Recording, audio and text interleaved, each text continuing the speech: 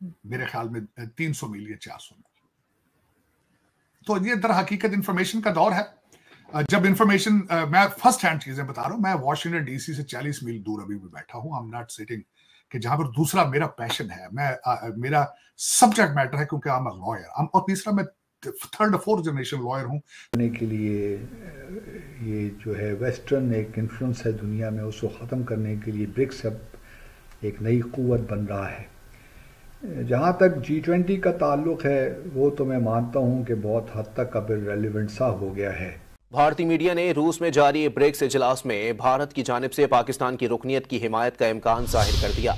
रूस में जारी ब्रिक्स इजलास में पाकिस्तान की रुकनीत की दरखास्त पर पेशरफ्त का इम्कान है।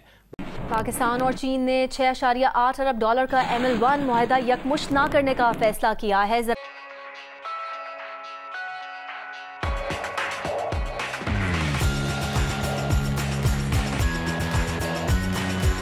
मैं पॉलिटिकल साइंस सारी जिंदगी पढ़ी है मैंने।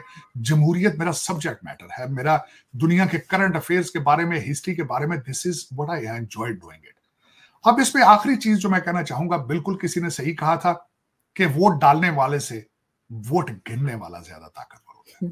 ये बिल्कुल ये चीज सामने आ रही है पूरी दुनिया के अंदर।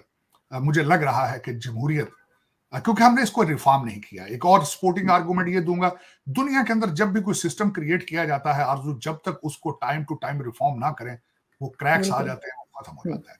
जमहूरियत के अंदर हमने रिफॉर्म नहीं किया, इस पे अंदर हमने इसको ठीक नहीं किया, और इसमें क्रैक्स आते जा रहे हैं। तभी authoritarianism is on the rise, establishment is getting strong, वो पावरफुल से पावरफुल होती जा रही है। इसका फायदा उठा रहे हैं सियासतदान और आपकी ब्यूरोक्रेसी, और वो लूट मार का काम है। Check and balance system, America की तरक्की का सबसे बड़ा secret check and balance system था। जो 3 बड़े अदारे थे, लेजिस्लेटिव, जुडिशरी और एग्जीक्यूटिव ब्रांच, एक दूसरे को चेक करते थे। वो the system is getting old और खराब हो चुका है। करप्शन सर चढ़ के बोल रही है, और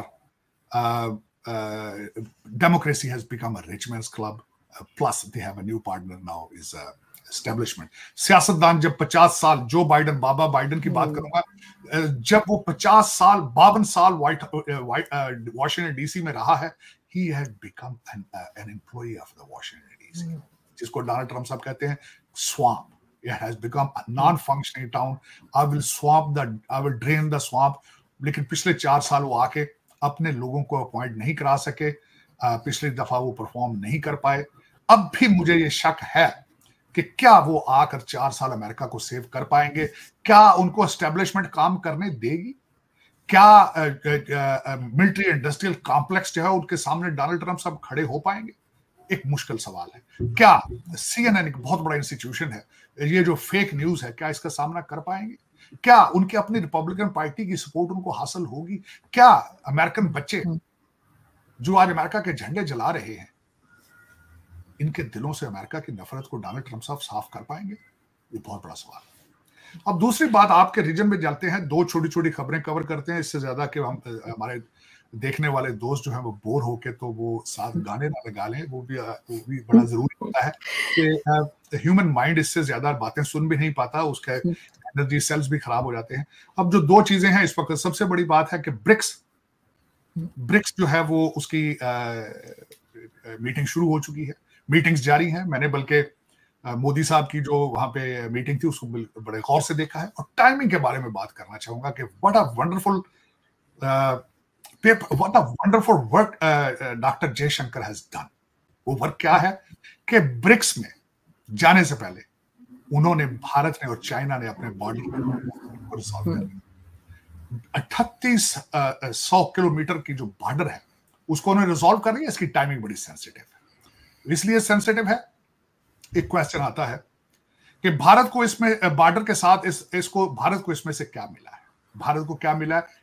ब्रिक्स में जाके प्रेसिडेंट शी से मोदी साहब मिलेंगे। और दूसरा, इस वक्त जो मेरे कैनेडियन पप्पू भाई हैं, उनको जवाब दिया गया है, वेस्ट को जवाब दिया गया कि we have options, we have choices. को ये जवाब दिया, भारत का ये फायदा हुआ है। और चाइना का फायदा ये हुआ है कि वो यहां से एनर्जी बचा के ताइवान पे घेरा डालेंगे, जहां से फिर हमारे कैनेडियन पप्पू जी तंग हो गए। अमेरिकन बाबा जी तो वैसे ही परेशान हैं, लेकिन इनको भी मजा आ जाएगा कि भाई आप भारत को जो बार बार छेड़ते हो, उनके पास भी चॉइसेस मौजूद है। ये सबसे बड़ा इस वक्त ब्रिक्स का था। ब्रिक्स की अभी मीटिंग मोदी साहब की जो बड़ी जबरदस्त थी, जो मैंने उसमें से एक जोक पिक किया, अपने देखने वालों से शेयर करूंगा। रशियन जबान में पुतिन साहब बोल रहे थे, तो उन्होंने रशियन जबान में ये कहा है कि हमारी अंडरस्टैंडिंग इतनी डेवलप हो चुकी है, हमारे फॉरेन मिनिस्टर मुसलसल एक दूसरे को मिलते हैं, और मुझे लग रहा है कि मेरी बॉडी लैंग्वेज और जबान को मोदी साहब ट्रांसलेटर की मदद के बगैर नहीं समझ रहे हैं। तो उस कमरे के अंदर बड़े कहके चले हैं, और मैं this is how the body language. आपने मोदी साहब ने अपना ट्रेडिशनल जफरी डाली जाके, वो ट्रेडिशनली है जहाँ जाते हैं। ये उसकी अपडेट थी ब्रिक्स की। दूसरा इसमें जो अब मैं बात करूंगा कि आपके हालात क्या है। आपके हालात ये हैं आरजू के, कहा आपने दो तकरीरें मैंने आपके लेजिस्लेशन की सुनी है, जो कॉन्स्टिट्यूशनल अमेंडमेंट आपने की है, उमर अयूब साहब की है। और अगर आप देखेंगे तो ब्रिक्स में बहुत से ऐसे ममालिक हैं जो G20 के मेंबर भी हैं, चाहे वो रशिया हो, चाइना हो, इंडिया हो। तो ये जो ब्रिक्स की लास्ट मीटिंग हुई थी G20 की, उसमें भी हमने देखा कि Russia was not present because of Ukraine Russia war. तो क्या ब्रिक्स ऐसा कोई एक नया ब्लॉक बनने जा रहा है? मेरे कुछ तहफ़्फ़ुज़ात हैं, आई डोंट थिंक सो कि that is going to happen.